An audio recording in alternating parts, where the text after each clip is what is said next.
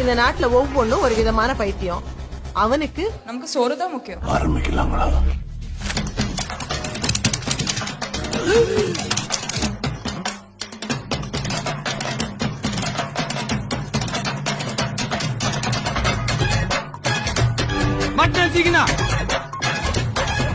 குழம்ப நல்லா அந்த தொட்டியில ஊத்தணும். எப்பா ரைட்டா வைக்கலப்பா.